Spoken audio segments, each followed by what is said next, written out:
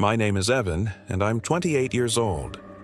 After going through a difficult divorce, I decided to leave the city behind and move to a quiet, small town in Alabama called Chadam.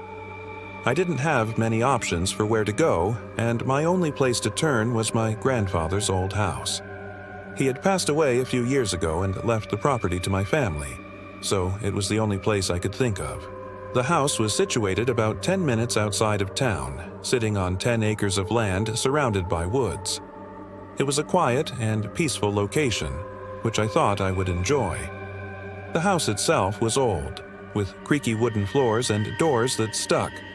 No matter how high I turned the thermostat, it always felt a bit cold, but I was just happy to have a place to call my own. The first few days were calm and uneventful. I unpacked my things, cleaned up the house, and spent a few quiet evenings sitting on the porch with a beer, enjoying the serenity. The lack of traffic, the sound of the wind rustling through the trees, and the occasional hoot of an owl made everything feel peaceful. It felt like the perfect place to relax and start fresh. But after a few nights, something unsettling started happening. It all began on the 7th night, shortly after I had gotten into bed around midnight.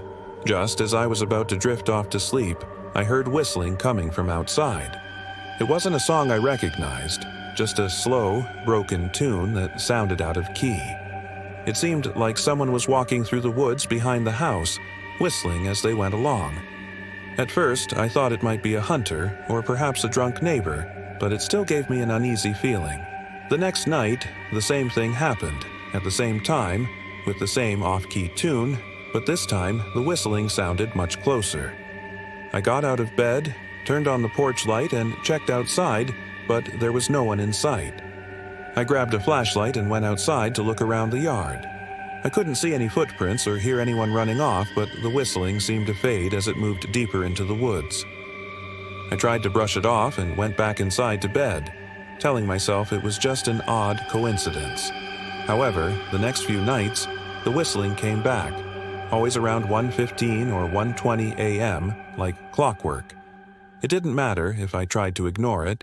It felt deliberate, like someone was doing it on purpose. After a few days of this, I became frustrated. I thought maybe someone was messing with me, playing a prank on me because they knew I was living alone out there. Eventually, I called the sheriff's office. A deputy, I'll call Deputy H, came out to investigate. He had been on the force for a long time. When I told him what was going on, he became very quiet. Then he said, "Your granddaddy used to call us about the same thing. He said someone was whistling around his property late at night, always in the spring. We never found anything. I thought he was just getting old, but now you're hearing it too." That statement shook me to the core. I had no idea my grandfather had dealt with the same thing, but Deputy H seemed to take it seriously. He advised me to lock the doors and stay inside after dark, which wasn't much different from what I was already doing. I started double-checking every window, and at one point I even put chairs under the doorknobs just in case. But every night the whistling came closer. One night, I heard it from behind the shed. It sounded louder than ever, like the person was standing right outside. I grabbed my flashlight and looked through the blinds, but I didn't see anyone. I didn't dare go outside, though. The next night, the whistling came from right by the front door. 3 long whistles followed by complete silence. Then, the next night, the whistling came from under the floorboards.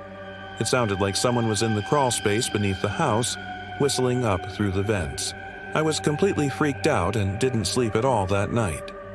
The next day, I spent hours going through the attic, searching for something my grandfather might have left behind that could explain this strange occurrence. It wasn't long before I found a box full of my grandfather's journals. In one of the entries, he wrote about the whistling.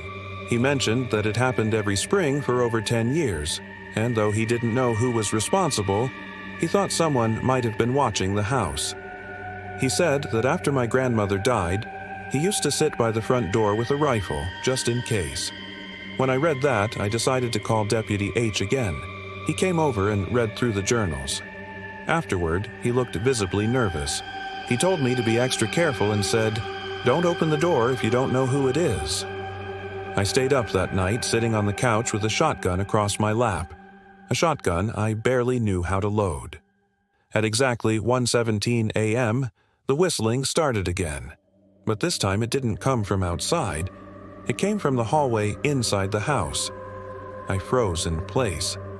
The hallway light was off, but I could hear the whistling getting closer with each step. I stood up, aimed the shotgun, and shouted, "Who's there?" The whistling immediately stopped. I turned on the hallway light, but there was no one there. I didn't sleep for the rest of the night, and for 2 nights after that, there was silence. I thought maybe it was finally over, but on the 3rd night, something happened again. I went to bed after midnight, but I left the hallway light on just in case. At exactly 1:17 a.m., I was woken by the sound of knocking. 3 slow, deliberate knocks. They were coming from the back door. Then silence. I didn't move. I just stayed in bed, listening. A minute later, I heard a creak in the hallway. Someone was walking toward my room. The hallway light went out. I grabbed my shotgun and stepped into the dark hallway.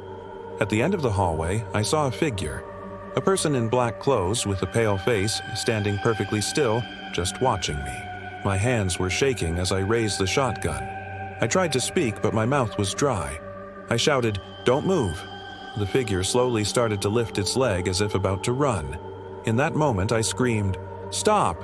and the figure darted out of sight. I ran outside and fired a shot into the darkness, hoping to hit them. "Don't come back!" I shouted. The shot echoed through the night.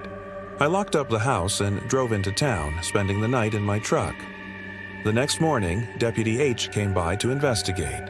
When he checked the house, the front door was unlocked. It was then that I realized whoever this person was, they had a key to my grandfather's house. Nothing was broken or stolen, but Deputy H recommended I change the locks immediately.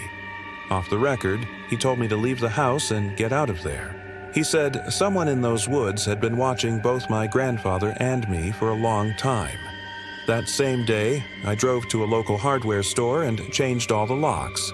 I then left for my parents' house out of state, and my father eventually sold the house. I never found out who that person was or why they were stalking my family for so many years, but I know it was real. I'll never forget the night I came face to face with that figure. It still haunts me.